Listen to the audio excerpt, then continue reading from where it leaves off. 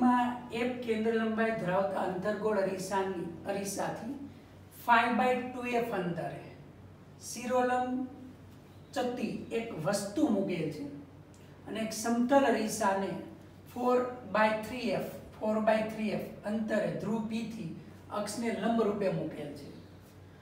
તો અંતિમ પ્રતિબિંબનું સ્થાન અને પ્રકાર જોઈએ છે, મીન્સ ફાઇનલ ઇમેજ. તો ફર્સ્ટ અહીંયાથી જે કિરણો આવશે, take 2 rays, first and second, બે કિરણો લેશું. બંને પરાવર્તન પામીને આ મુખ્ય અક્ષને સમાંતર છે એટલે પરાવર્તન પામીને આપણને ખ્યાલ છે કે આ f ઉપર આવશે અને આફ્ટર રિફ્લેક્શન અહીંયા આવશે. અહીંયા ઇમેજ આપણને મળે કોનું? આ અંતર્ગોળ અરીસાનું ઇમેજ અહીંયા પાછળ મળશે.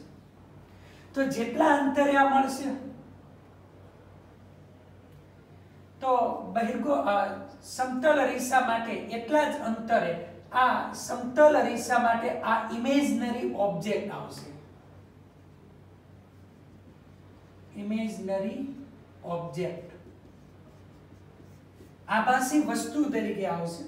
આભાસી વસ્તુનું વાસ્તવિક પ્રતિબિંબ સમતલ અરીસા માટે મળશે, જે આપણે લાસ્ટ ટાઈમ લીધેલું હતું કે રિયલ ઓબ્જેક્ટ તો imaginary image and imaginary object then real image આવશે. તો અહીંયા આપણી પાસે ઇમેજનરી અથવા તો વર્ચ્યુઅલ ઓબ્જેક્ટ છે તેનું પ્રતિબિંબ આપણને આ બાજુએ મળશે. તો અહીંયા આપણે ડ્રો કરીએ. આફ્ટર રિફ્લેક્શન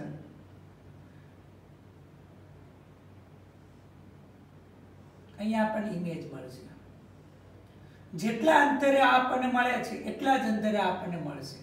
તો આ a b લઈએ છીએ તો આ ફાઇનલ આ a ડેશ b ડેશ લઈએ તો ફાઇનલ થશે a double dash b double dash. તો ફર્સ્ટ આપણે ફાઇન્ડ કરીશું અંતર્ગોળ અરીસા માટે. તો અંતર્ગોળ અરીસા માટે તમે લો તો અંતર્ગોળ અરીસા માટે પ્રતિબિંબનું સ્થાન આપણે જોઈએ. તો અંતર્ગોળ અરીસામાં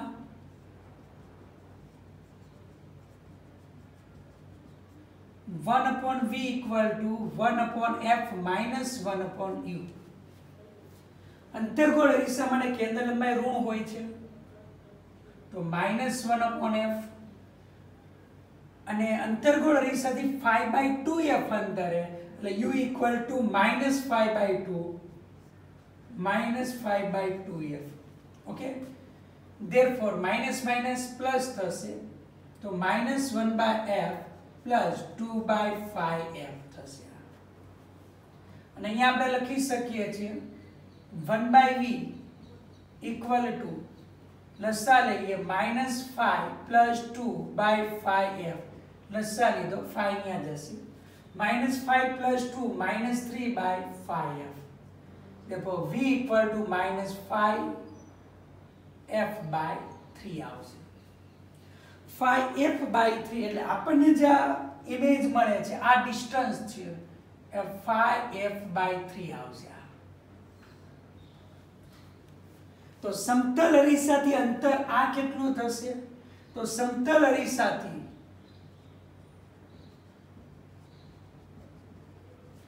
a ડેશ b ડેશ નું અંતર, તો આ અંતર આપણી પાસે છે 4f/3, આ અંતર છે 5f/3. તેથી લખી શકાય 5f/3 minus 4f/3. 5 minus 4 એટલે 3f/3. તો એનો મતલબ કે આ અંતર આપણને મળી ગયું છે f/3. તો આપણે અહીંયા કીધેલું છે કે અંતિમ પ્રતિબિંબનું સ્થાન અને પ્રકાર જોઈએ છે.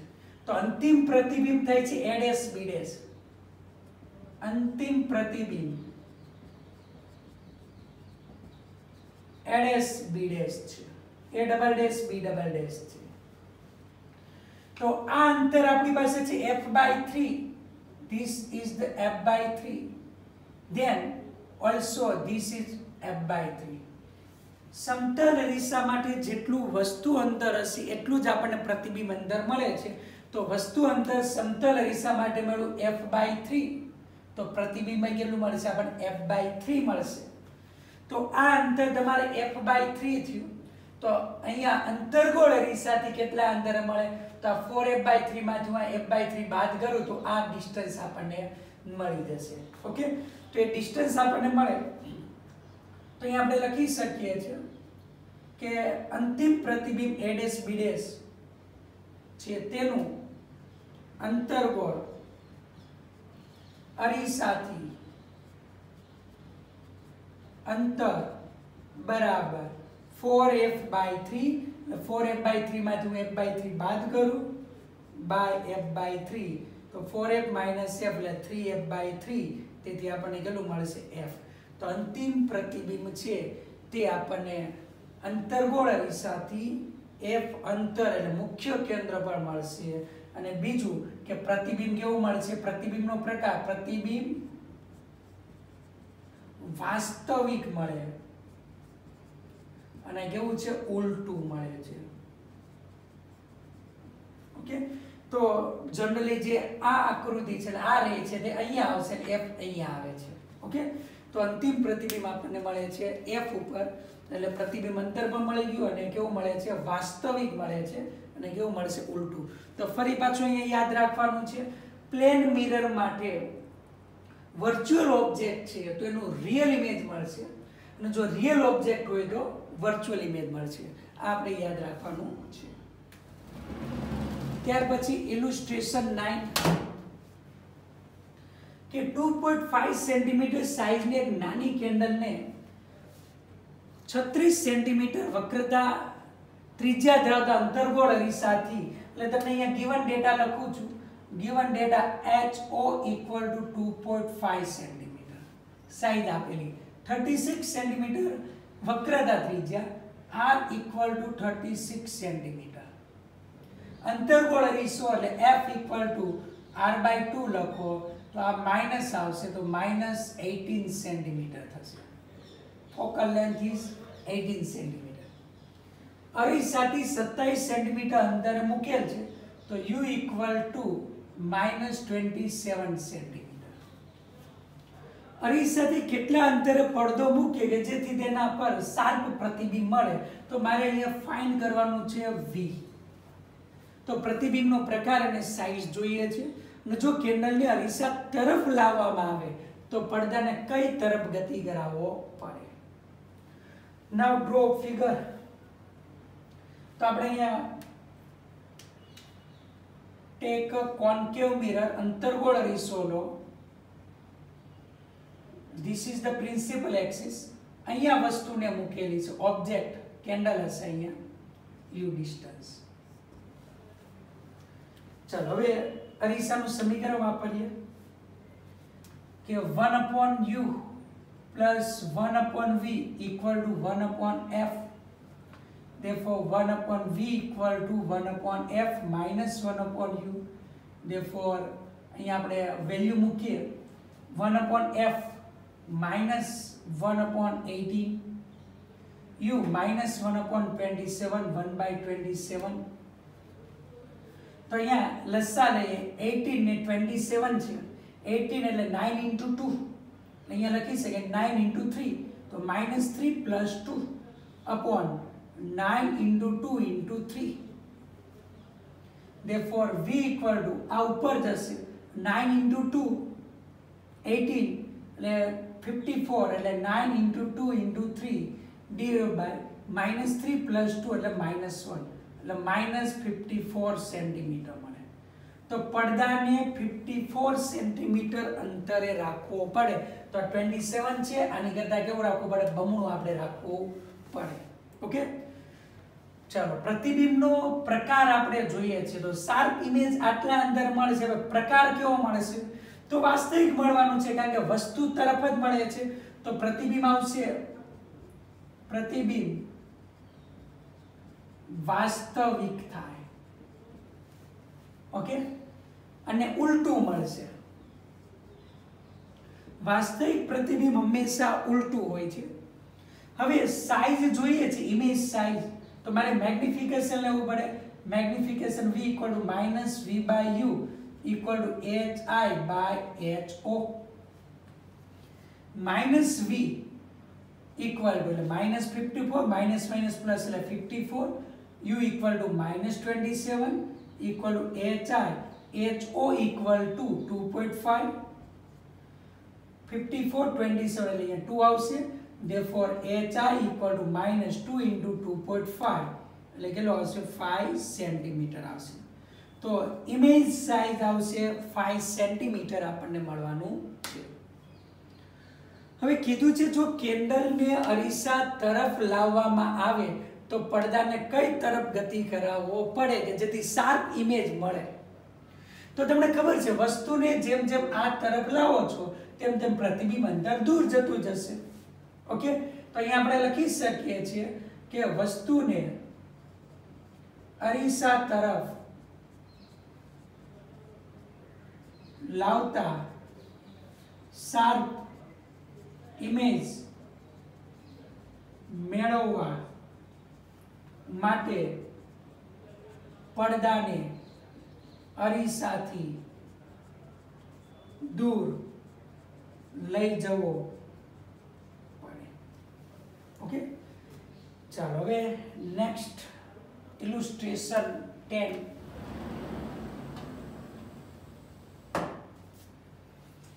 एक 4.5 सेंटीमीटर साइज नी नीडल ने तो size of needle HO equal to 4.5 centimetre 15 centimetre केंद्र लंबाई धरावता बहिर्गोળ અરીસો here convex mirror given therefore F is positive કેટલો આવશે 15 સેન્ટીમીટર થી 12 સેન્ટીમીટર દૂર મૂકેલો છે તો U ઇક્વલ ટુ -12 સેન્ટીમીટર તો પ્રતિબિંબનું સ્થાન એને મોટોની જોઈએ છે ફિગર ડ્રો નથી કરતા સિમ્પલ છે તો 1/v ઇક્વલ ટુ ખબર છે 1/f - 1/u 1/f એટલે 1/15 -1/-12 માઇનસ માઇનસ પ્લસ થશે therefore અહીંયા લઈએ તો 5 into 3 and 4 into 3 તો અહીંયા આપણે 4 માઇનસ માઇનસ પ્લસ 5 तो 5 into 3 into 4 therefore v equal to 5 into 4 20 60 divided by અહીંયા આવશે 5 plus 4 એટલે 9 થશે ઓકે ચાલો આ આપણને મળે છે એટલે હજી સાદરૂપ આપે 60 છે તો 5 ચોક 20 તેરી 60 એટલે 12 એટલે 20 તેરી 60 એટલે અહીંયા લખી શકો છો 20 by 3 સેન્ટીમીટર તો પ્રતિબિંબ તમને મળે છે 20/3 પણ પ્લસ મળે છે એટલે આપણે અહીંયા ફિગરમાં જો ડ્રો કરવું હોય તો આપણે આ રીતે ડ્રો કરી શકીએ છીએ this is the convex mirror છે તો વસ્તુ અહીંયા છે ઓબ્જેક્ટ યુ તો ઇમેજ અહીંયા આપણને મળે છે image I this is the વી કારણ કે પ્રતિબિંબ છે અંતર ધન મળે છે એટલે અહીંયા લખી શકો છો this distance is positive then image is virtual એટલે પ્રતિબિંબ કેવું મળે છે આભાસી મળે છે આભાસી પ્રતિબિંબ હંમેશા ઇરેક્ટ એટલે ચત્તું હોય છે ઓકે હવે કીધેલું છે મેગ્નિફિકેશન તો m equal to -v/u minus v એટલે 20/3 u એટલે -12 માઇનસ માઇનસ કેન્સલ 12 20 એટલે 5 into 4 5 જશે અને 12 એટલે 4 into 3 4 કેન્સલ તો નીચે આવશે 9 ધીસ ઇઝ ધ મેગ્નિફિકેશન તો મેગ્નિફિકેશન પોઝિટિવ 5/9 જે 1 કરતા નાનું છે m <1 હવે નીડલને અરીસાથી દૂર લઈ જવામાં આવે તો શું થાય તો તમને ખબર છે કે બહિર્ગોળ અરીસો જે આપણે સાઇડ મિરર આવે છે કાર અને બાઇકની અંદર તો તમને ઓલરેડી ખ્યાલ છે કે જેમ જેમ વસ્તુ દૂર હશે તો પ્રતિબિંબ તમને નાનું દેખાતું હોય છે તો નીડલને અરીસાથી દૂર લઈ જવામાં આવે તો પ્રતિબિંબ ઓલવેઝ કેવું દેખાવાનું છે નાનું દેખાવાનું છે અને m<1 છે એટલે ઇમેજ વેલોસિટી પણ ઓછી આવશે તો અહીંયા વસ્તુને અરીસાથી દૂર લઈ જતા પ્રતિબિંબ કેવું મળે છે? નાનું મળે, અને અમુક અંતર પછી તે પ્રતિબિંબ આપણને દેખાતું નથી. ઓકે, તો આજે અહીંયા ચલો પ્રકાશને લગતી બીજી અગત્યની ઘટના. ફર્સ્ટ આપણે લીધેલી છે પરાવર્તન, હવે બીજું લઈએ છે વક્રીભવન. તો સામાન્ય રીતે તમે 6th standard, 8th standard and 10th સ્ટાન્ડર્ડની અંદર સ્ટડી કરી ચૂકેલા છો કે વક્રીભવન કોને કહેવામાં છે? રિફ્રેક્શન. અહીંયા માત્ર r નો તફાવત આવે છે, ત્યાં l આવે છે પરાવર્તનમાં, એટલે ખાસ ધ્યાન રાખો. રિફ્રેક્શન, વક્રીભવન કોને કહેશું? કે જ્યારે પ્રકાશનું કિરણ એક માધ્યમમાંથી બીજા માધ્યમમાં જશે ત્યારે મૂળ દિશાથી થોડુંક શું થશે? વિચલિત થાય છે. આ ઘટનાને આપણે વક્રીભવન તરીકે ઓળખવામાં આવે છે. ઉદાહરણ તરીકે suppose this is air, medium is air, હવા છે, અને આ વોટર લઈ લઈએ, અને એક પ્રકાશનું કિરણ છે, આ નોર્મલ લઈએ છીએ, અહીંયા એરમાંથી વોટરમાં જાય તો આ રીતે મૂળ માર્ગથી વિચલિત થાય છે. આ એનો મૂળ માર્ગ હતો. આ ઘટનાને આપણે શું કહેવામાં આવે છે? વક્રીભવન તરીકે ઓળખવામાં આવે છે.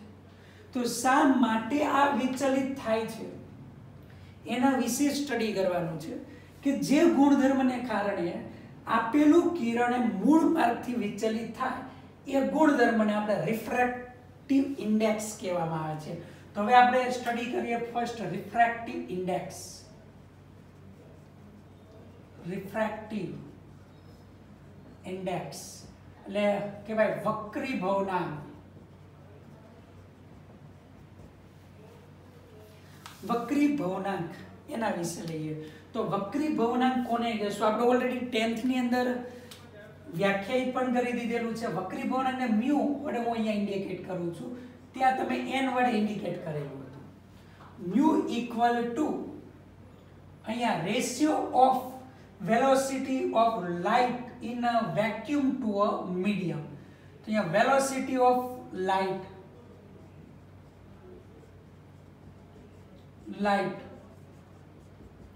in vacuum and divide by velocity of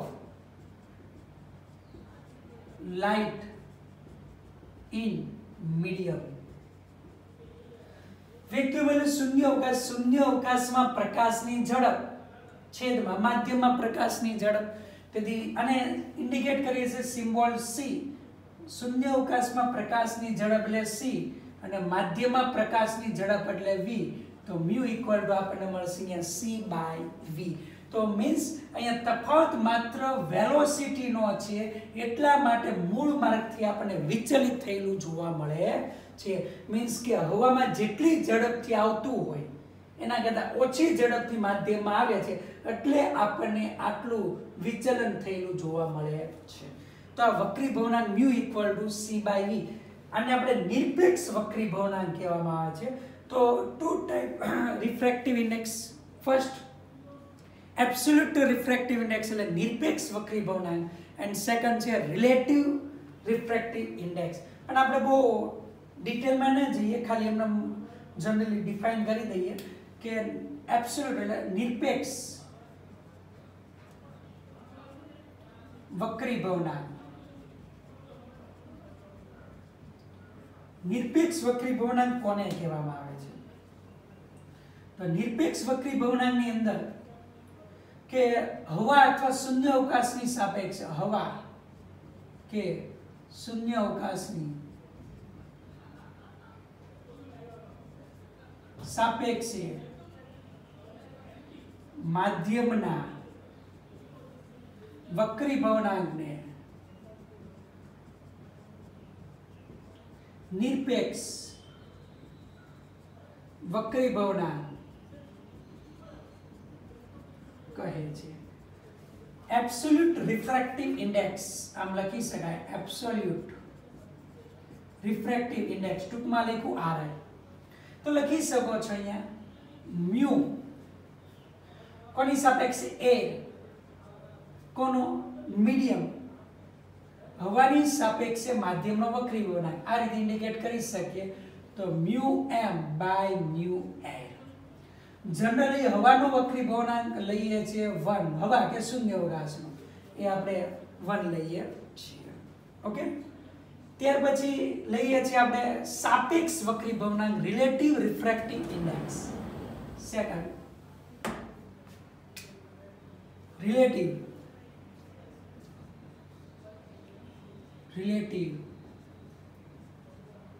refractive index એટલે સાપેક્ષ વક્રી ભવનાંક.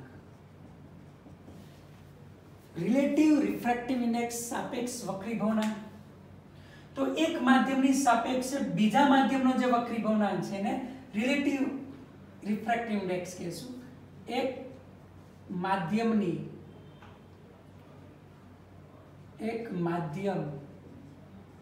1 ની સાપેક્ષે બીજા માધ્યમ 2 નો વક્રી ભવનાંક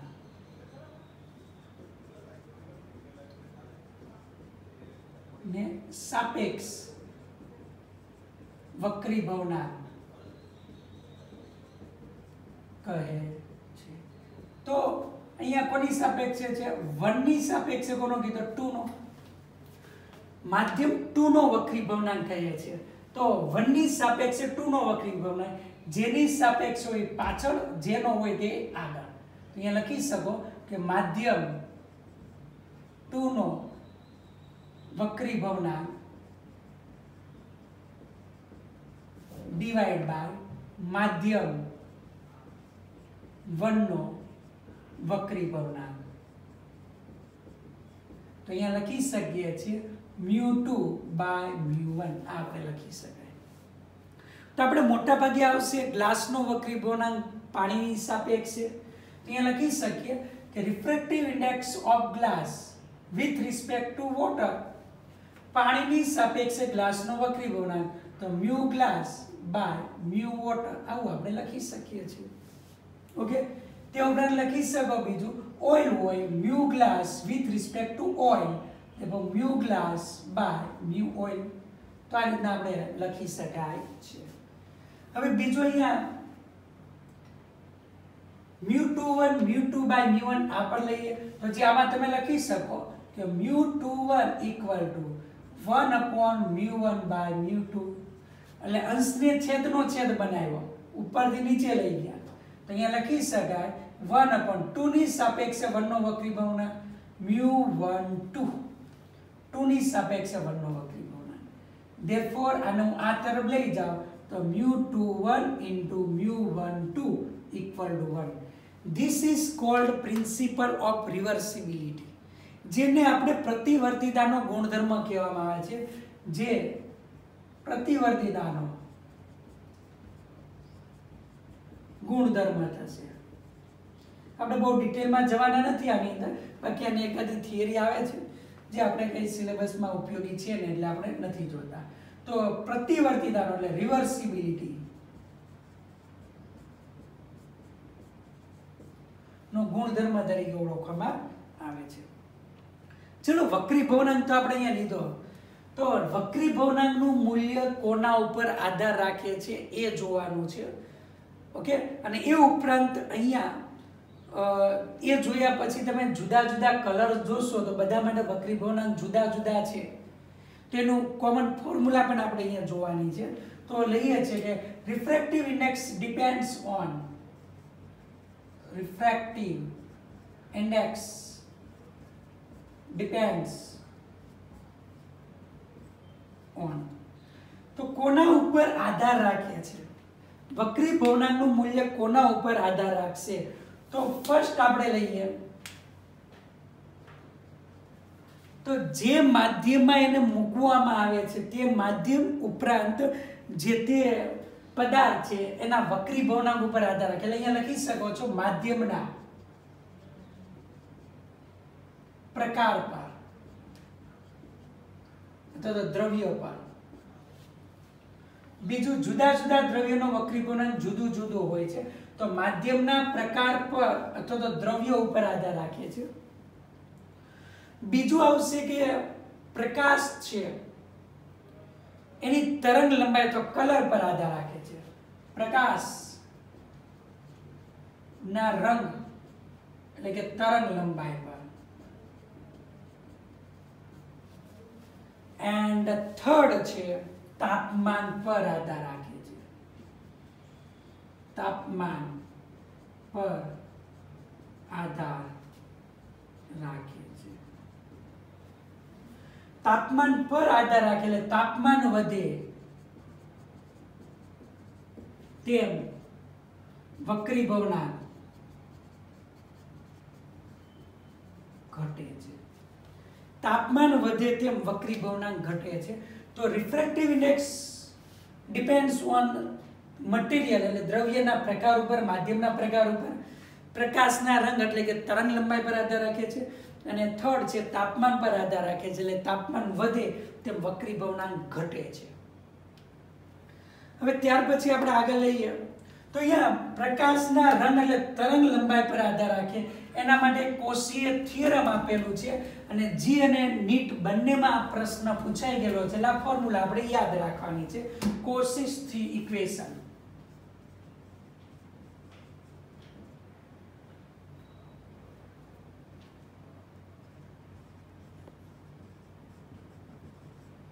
સમીકરણ છે રિફ્રેક્ટિવ ઇન્ડેક્સ મ્યુ માટેનું ઇક્વેશન છે a plus b by lambda square plus c by lambda raise to 4 up to સો.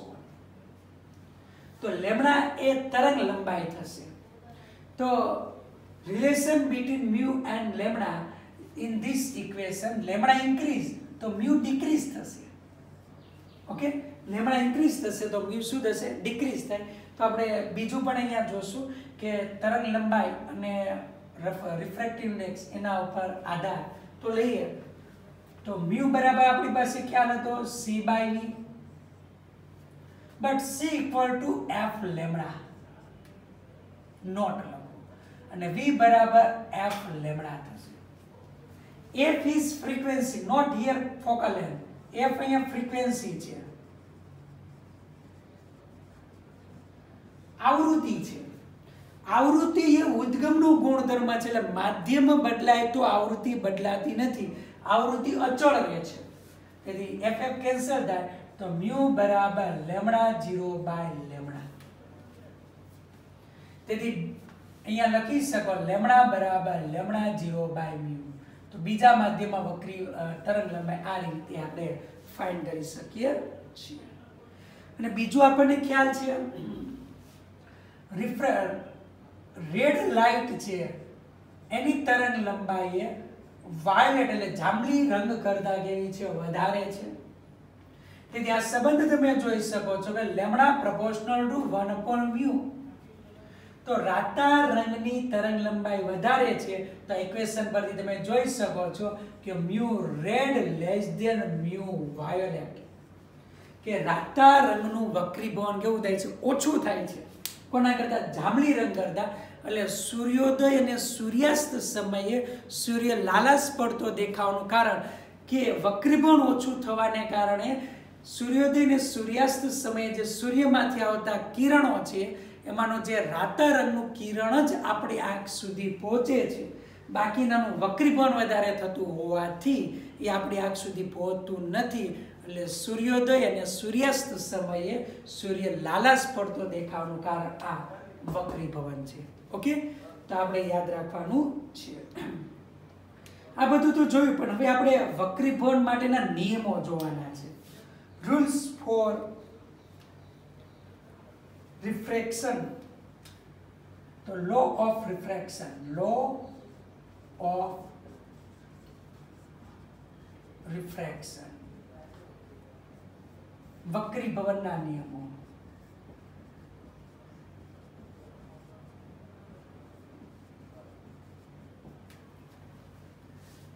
વક્રીભવનના નિયમો આ આપણે જોઈએ. તો ઓલરેડી આપણે સ્ટડી કરી ચૂકેલા છીએ કે આપાત કિરણ,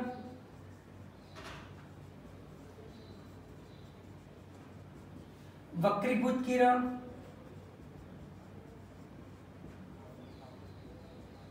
અને આપાત બિંદુએ દોરેલ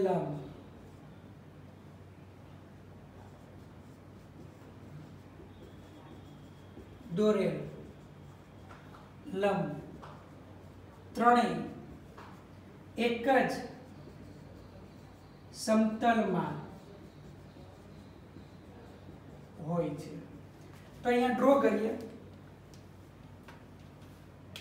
This is the medium 1 and this is the medium 2. This is the normal. Okay? ચલો તો આપણે અહીંયા લઈએ ઇન્સિડન્ટ રે, આપાત કિરણ છે એટલે ઇન્સિડન્ટ એંગલ θ1 લઉં છું અને આ પરાવર્તન પામે વક્રીભવન પામે છે આ θ2 લઉં છું. આ લખી શકાય વક્રીભૂત કિરણ અને આ લખી શકાય આપાત કિરણ.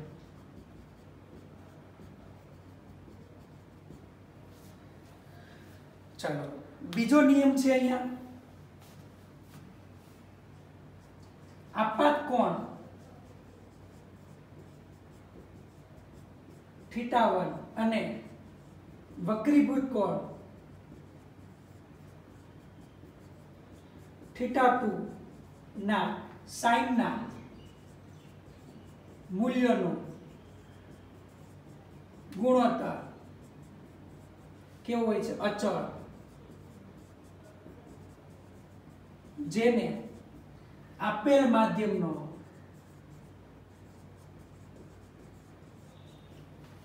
સાપેક્ષ વક્રીભવનાંક m21 અથવા μ21 કહે છે, જેને સ્નેલનો નિયમ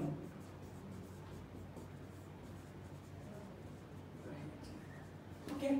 તો આપાત કોણ θ1 અને વક્રીભૂત કોણ θ2 ના સાઇનના મૂલ્યનો ગુણોત્તર કેવો હોય છે?